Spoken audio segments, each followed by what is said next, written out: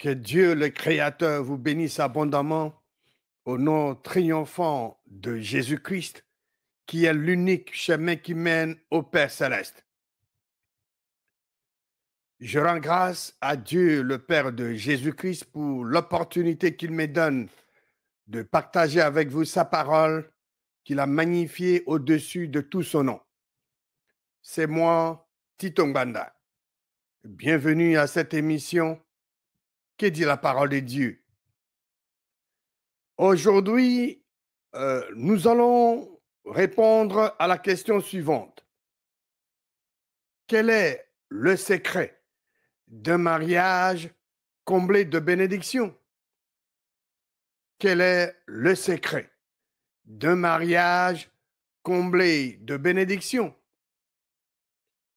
Pour répondre à cette question, nous devons chercher à connaître le devoir d'un homme et d'une femme qui sont unis en mariage. La parole de Dieu et la création de Dieu nous disent clairement que l'homme a été fait pour la femme et que la femme a été faite pour l'homme. Allons dans le livre de Genèse, chapitre 2, tout au début de la Bible. Genèse, chapitre 2, et nous allons lire le verset 18. Il est écrit: L'Éternel Dieu dit, il n'est pas bon que l'homme soit seul. Je lui ferai une aide semblable à lui. C'est Dieu le Créateur qui a institué le mariage. C'est lui qui a vu que l'homme était seul. C'est lui qui a décidé que l'homme doit avoir une aide. Il a dit, je lui ferai une aide semblable à lui. Alors, si vous voulez jouir de votre mariage, comme je venais de le dire, que c'est Dieu qui a institué le mariage, si vous voulez jouir de votre mariage, vous devez suivre les conseils de Dieu, le Créateur. Vous devez faire ce qu'il recommande aux mariés de faire dans sa parole. Genèse, chapitre 2, verset 18, nous dit que Dieu avait fait une aide à l'homme. Dieu a donné à l'homme une femme comme une aide, une compagne. Lisons maintenant le verset 22, Genèse 2, verset 22. L'Éternel Dieu forma une femme de la côte qu'il avait prise de l'homme, et il l'amena vers l'homme. Il est très important de remarquer dans ce passage que Dieu le Créateur amena une femme vers l'homme. Dieu le Créateur n'amena pas un autre homme à Adam. Dieu n'a pas amené Joseph à Adam. Dieu n'amena pas non plus une esclave à maltraiter à Adam. Non, 1000 fois non. Les hommes et les femmes qui sont unis en mariage ont des devoirs à accomplir afin que leur mariage soit comblé de bénédictions de l'Éternel. Pourquoi? Nous venons de le lire, parce que c'est Dieu le Créateur qui a institué le mariage. C'est lui qui a vu que et ce n'était pas bon qu'Adam soit seul. C'est la raison d'être de Ève. C'est la raison d'être de vous, ma sœur. C'est très important de connaître cela.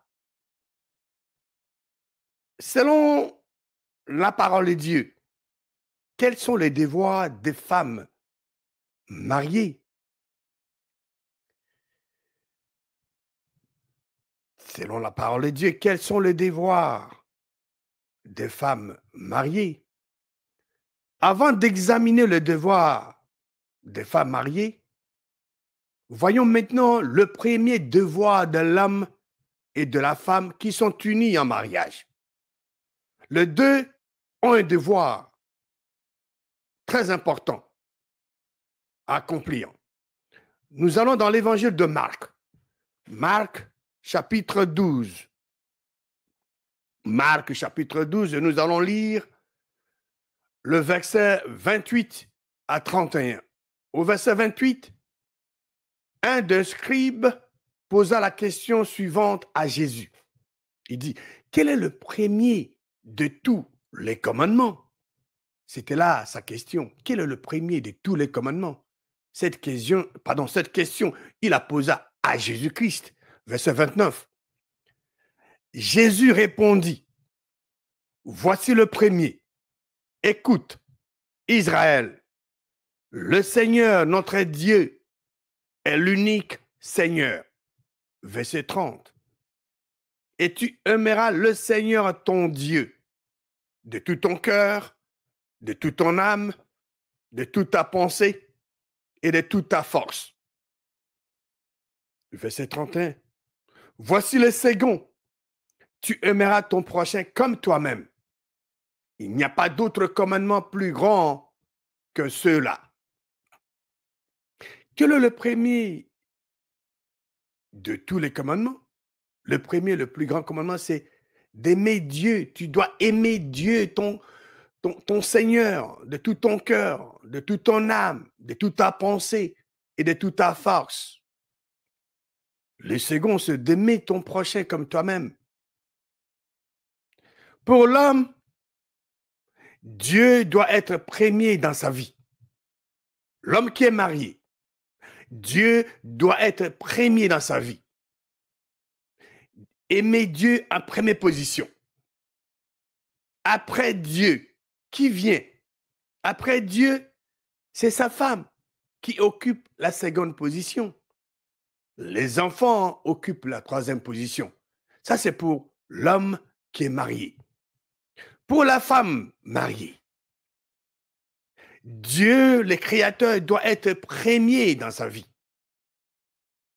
Et après Dieu, c'est son mari qui vient. Donc, elle doit aimer Dieu en première position. Et après Dieu, le Créateur, c'est son mari qui occupe la seconde position. Les enfants, pour elle aussi, occupent la troisième position.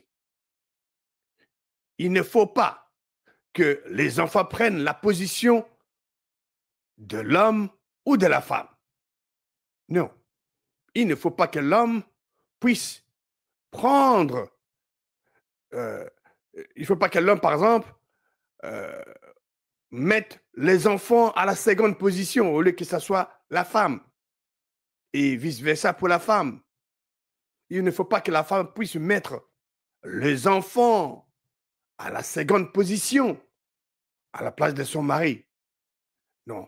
Les deux, l'homme et la femme, doivent aimer Dieu d'abord, Dieu le Créateur qui vient en première position dans leur vie de chaque jour. Et pour l'homme, c'est sa femme qui occupe la seconde position. Et c'est pour la femme, c'est son mari qui occupe la seconde position. Et pour les deux, les enfants viennent en troisième position. Cet ordre doit être respecté. C'est très important. Femme, il ne faut pas que l'homme prenne la place de Dieu. Et mari, il ne faut pas que la femme prenne la place de Dieu non plus. Avant d'examiner les devoirs de l'homme et de la femme qui sont unis en mariage, j'aimerais vous faire voir dans la parole de Dieu ce que Dieu le Créateur recommande aux croyants de faire. Dieu le Créateur veut que les croyants se soumettent les uns aux autres dans la crainte de Christ. La soumission n'est pas seulement le devoir ou l'affaire de femmes. L'homme et la femme doivent se soumettre l'un à l'autre. L'homme n'a pas le monopole des meilleures idées ou décisions ou solutions. Allons dans l'épître de Paul aux Éphésiens. Éphésiens chapitre 5. Éphésiens chapitre 5, et nous allons lire le verset 20 et 21. Verset 20. Rendez continuellement grâce pour toutes choses à Dieu le Père, au nom de notre Seigneur Jésus-Christ. Verset 21. Vous soumettant les uns aux autres dans la crainte de Christ. La parole de Dieu nous recommande de nous soumettre les uns aux autres dans la crainte de Christ. Voyons maintenant les devoirs des femmes mariées. Nous sommes dans Éphésiens chapitre 5. Nous allons lire le devoir de femmes mariées du verset 22 au verset 24 et nous allons lire aussi le verset 33. Donc, verset Éphésiens 5, verset 22 à 24 et le verset 33.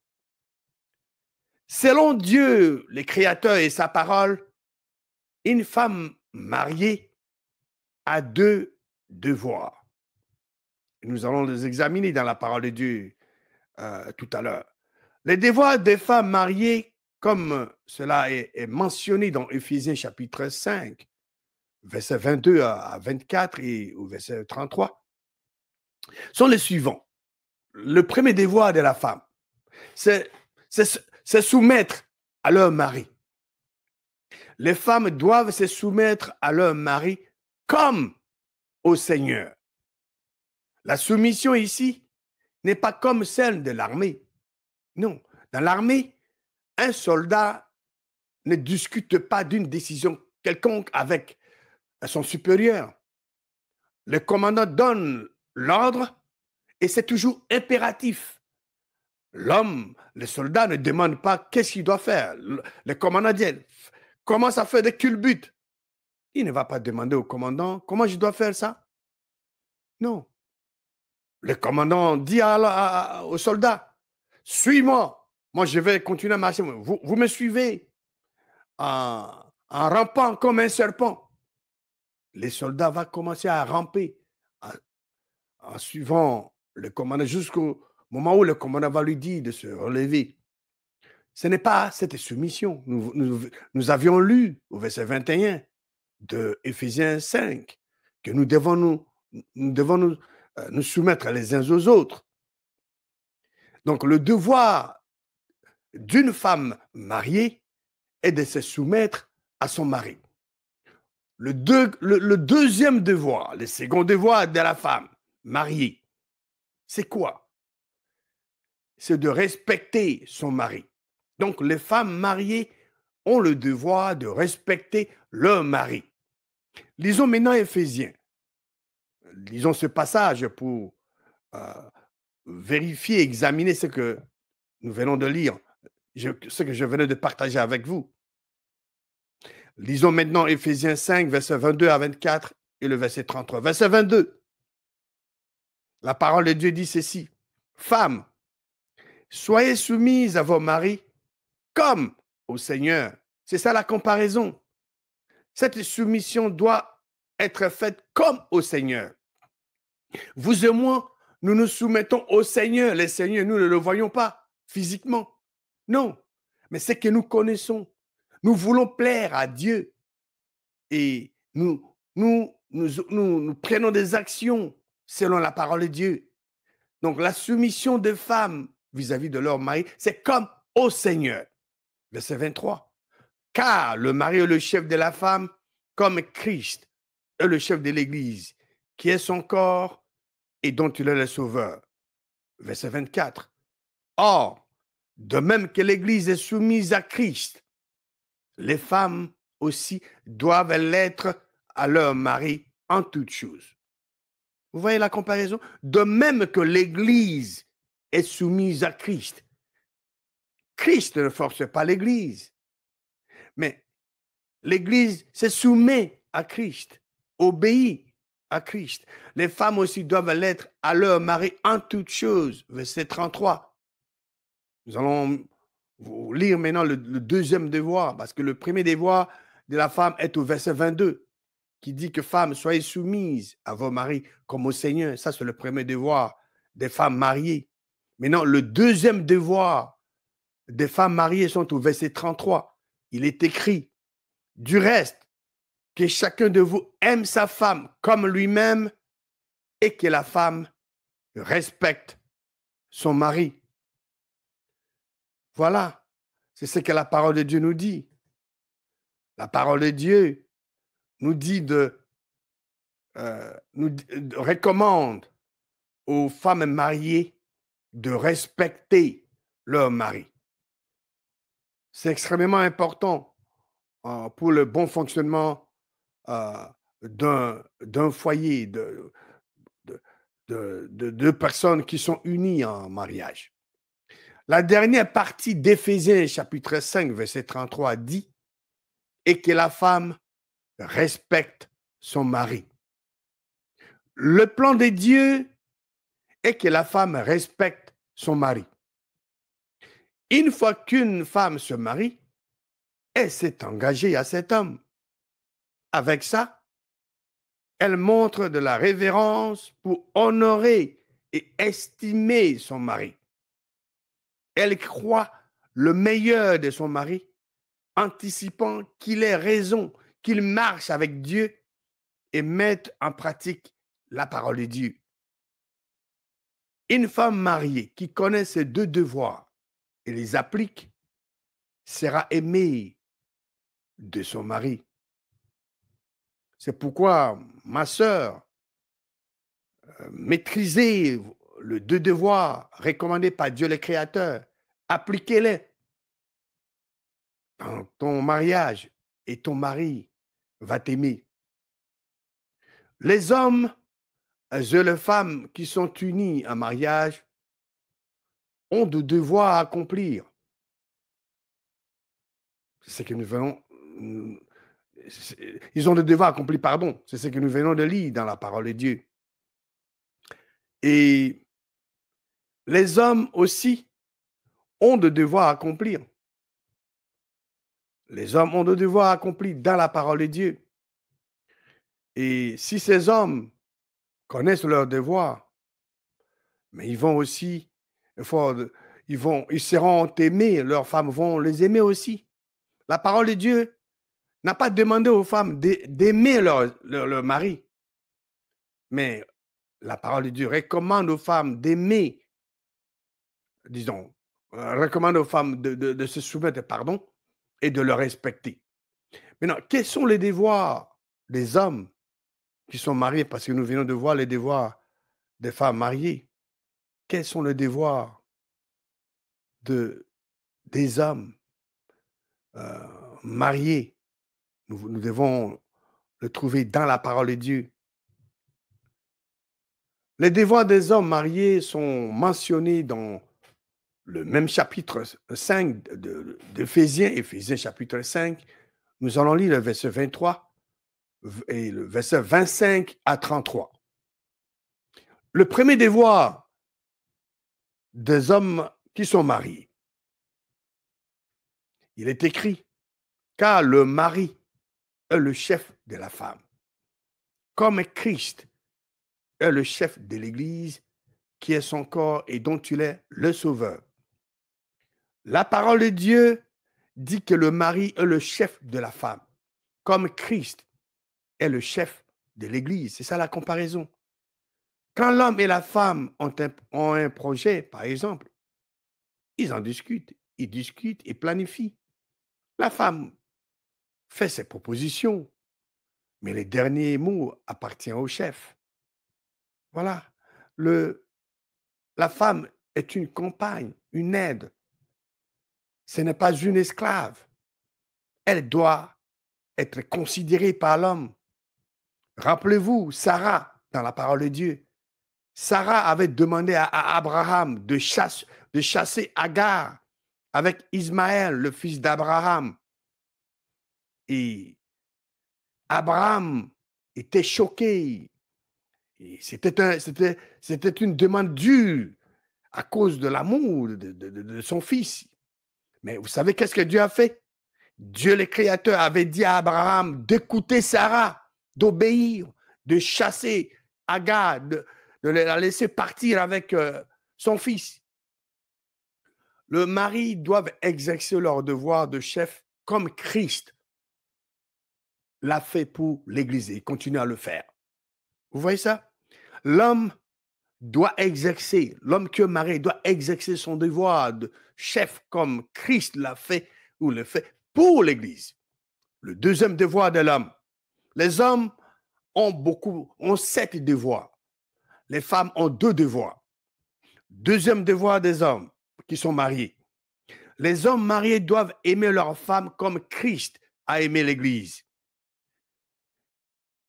Nous avions lu dans la parole, tu aimeras ton prochain comme toi-même, les seconds commandements. Le plus grand commandement, c'est d'aimer Dieu de tout ton cœur, de toute ton âme, de toute ta pensée, de toute ta force.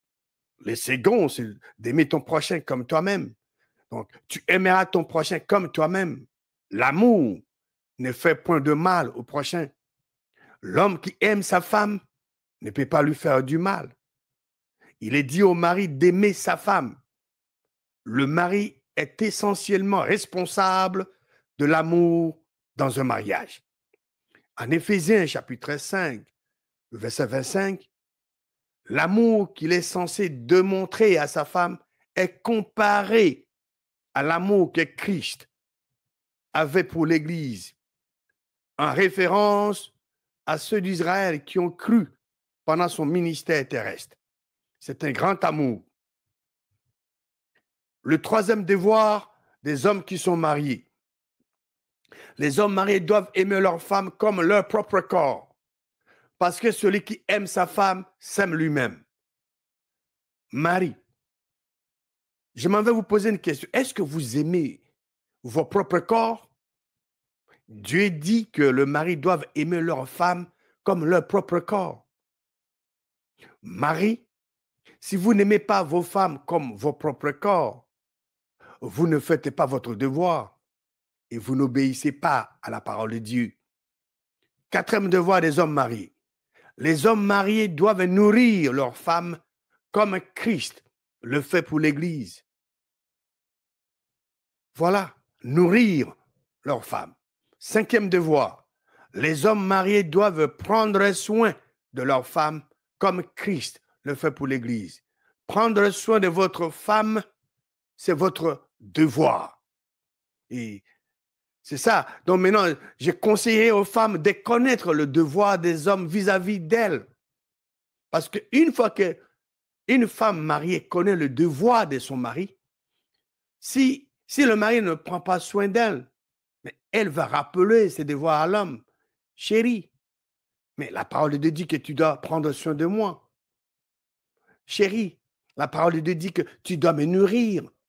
Voilà, il faut que la femme qui est mariée connaisse le devoir de l'homme. Le sixième devoir des hommes mariés. L'homme quittera son père et sa mère. Voilà. Bien sûr, cette action de quitter son père et sa mère, cette action qui est faite par l'homme, est aussi faite par la femme qui quitte son père et sa mère. Voilà. L'homme quittera son père et sa mère. Ce ne sont plus, une fois que vous êtes marié, mon frère, une fois que vous êtes marié, vous avez choisi votre épouse, vous êtes marié, ce ne sont plus les parents qui dirigent votre mariage. Non. Oui, bien sûr, vous pouvez avoir des conseils si c'est nécessaire, mais selon la parole de Dieu, c'est vous et votre épouse qui ont vous avez la responsabilité de diriger votre foyer. Ce ne sont plus vos parents qui dirigent votre mariage. Le septième devoir de l'homme ou des hommes qui sont mariés, c'est de s'attacher à leur femme. Genèse chapitre 2, verset 24 dit, c'est pourquoi l'homme quittera son père et sa mère et s'attachera à sa femme, non à ses femmes. La parole de Dieu est claire. Et l'homme et la femme, deviendront une seule chair. C'est vraiment important. La parole de Dieu ne dit pas que l'homme quittera son père et sa mère et s'attachera à ses femmes. Non. Il s'attachera à sa femme. C'est la même chose pour la femme. La femme quitte son père et sa mère et s'attache à son mari, pas à ses maris, à son mari. Vous allez me poser la question, mais pourquoi Abraham, David, Salomon et autres avaient-ils plusieurs femmes mentionnées dans la Bible? N'oubliez pas que tous ces gens-là étaient des êtres humains. Ils ont commis des erreurs. Les femmes, donc ces gens-là ont commis une erreur, mais ce n'est pas ça le plan de Dieu. Les femmes doivent connaître par cœur les devoirs de leur mari et leur rappeler s'ils commencent à les oublier ou à dévier. Et les hommes doivent faire la même chose. Ils doivent connaître les devoirs de leur femme. Dans l'évangile de Matthieu, chapitre 19, nous allons lire versets 3 à 8. Les pharisiens abordaient Jésus-Christ et dirent pour l'éprouver, est-il permis à un homme de répudier sa femme pour un motif quelconque? Il répondit, donc Jésus-Christ a répondu, n'avez-vous pas lu que le Créateur au commencement fit l'homme et la femme, et qu'il dit, c'est pourquoi l'homme quittera son père et sa mère et s'attachera à sa femme. Il ne s'attachera pas à un autre homme, mais à sa femme. Et les deux, l'homme et la femme, deviendront une seule chair. L'homme doit s'attacher à sa femme. Comme je venais de le souligner, il est dit, l'homme doit s'attacher à sa femme et non à ses femmes. Verset 6. Ainsi, ils ne sont plus deux, mais ils sont une seule chair. Que l'homme donc ne sépare pas ce que Dieu a joint. Verset 7. Pourquoi donc, lui dit-il, Moïse a-t-il prescrit de donner à la femme une lettre de divorce, et de la répudier? Verset 8. Il leur répondit, c'est à cause de la dureté de votre cœur que Moïse vous a permis de répudier vos femmes. Au commencement, il n'en était pas ainsi. Jésus-Christ a dit, c'est à cause de la dureté de votre cœur que Moïse vous a permis de répudier vos femmes. Au commencement, il n'en était pas ainsi. Le divorce n'est pas le plan de Dieu, n'est pas la volonté de Dieu. Donc, dans le livre d'Éphésiens, chapitre 5, vous pouvez lire ça pour vous-même, versets 25 à 33, vous allez trouver tous les devoirs des hommes qui sont mariés, mentionnés là-bas. Et au verset 33, on dit, du reste, que chacun de vous aime sa femme comme lui-même et que la femme respecte son mari. Donc, parmi tous les devoirs que nous avions examinés, quels sont les deux éléments essentiels qui contribuent à un mariage plein de bénédictions et de force?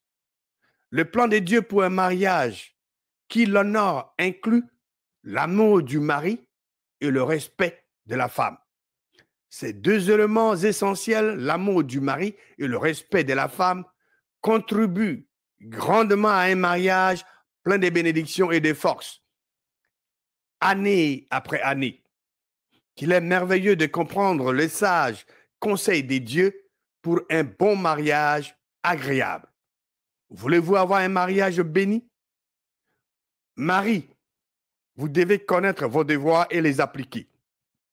Femme, vous devez connaître vos devoirs et les appliquer, et les bénédictions de Dieu le Créateur qui a institué le mariage vont pleuvoir dans votre vie de mariage. Que Dieu le Créateur vous bénisse abondamment au nom merveilleux de Jésus-Christ.